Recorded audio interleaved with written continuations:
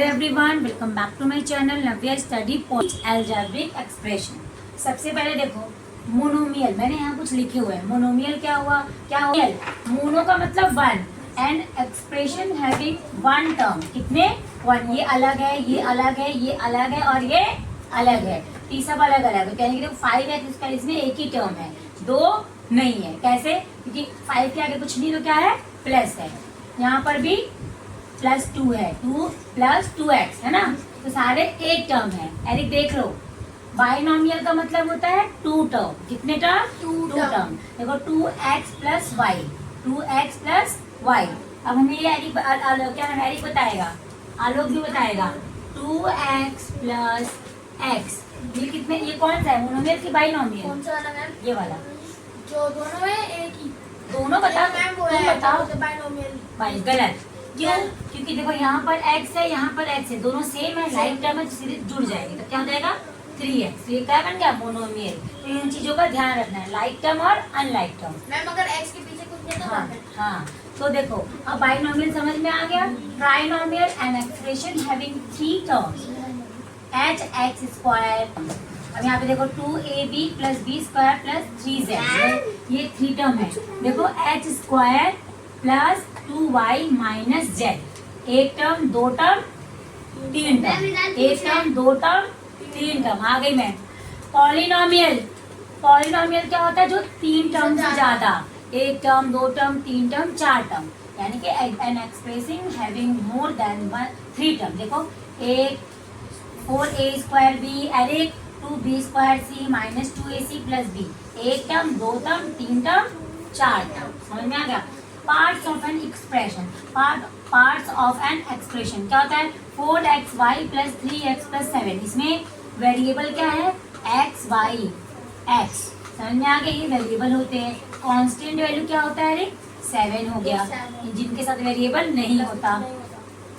Term क्या हो गए? मैंने बताया था ना, एक टर्म, दो टर्म, तीन। देखो +4xy + 3x + 7, एक टर्म, दो टर्म, तीन टर्म। टर्म कोफिशिएंट क्या होते हैं? जो वेरिएबल के साथ होते हैं। देखो 4xy है तो 4xy के साथ क्या है? 4, xy के साथ क्या है? 4, तो ये होगा इसका कोफिशिएंट। और x के साथ क्या है? 3, तो ये हो जाएगा 3।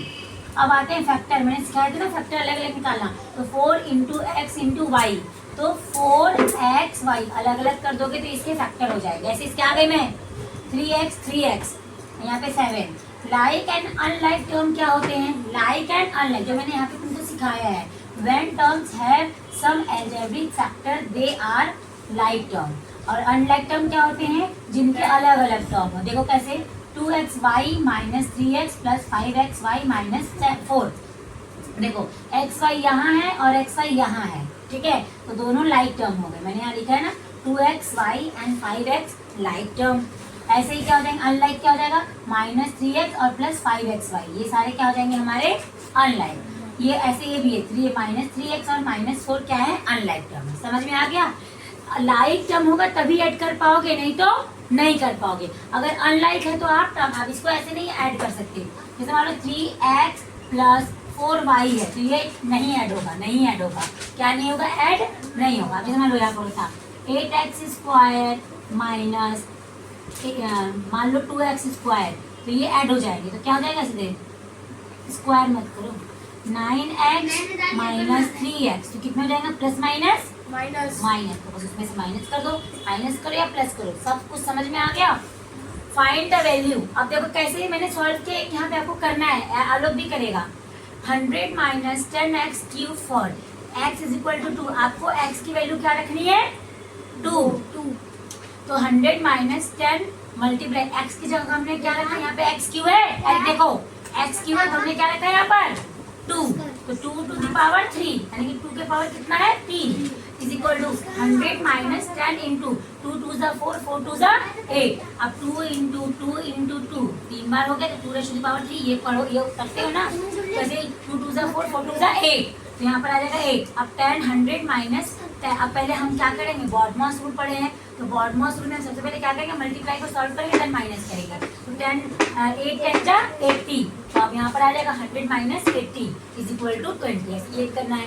समझ में आ गया? प्रॉपर्टीज ऑफ इंटीजर तुम भी देखो, मानवी closure property, commutative property, associative property और डिस्ट्रीब्यूटिव प्रॉपर्टी। 2-3 और होते हैं, एडिटिव इनवर्स और मल्टीप्लिकेटिव इनवर्स। अब ध्यान देना, अब इसको कैसे करेंगे पता ही है आपको, मैंने सिखाया हुआ है ना। -36, तो पहले हम ब्रैकेट को सॉल्व करेंगे, ये और ये। पहले ब्रैकेट सॉल्व होता है तब इसको करोगे, पहले ब्रैकेट फिर इसको। समझ में आ गया? चलो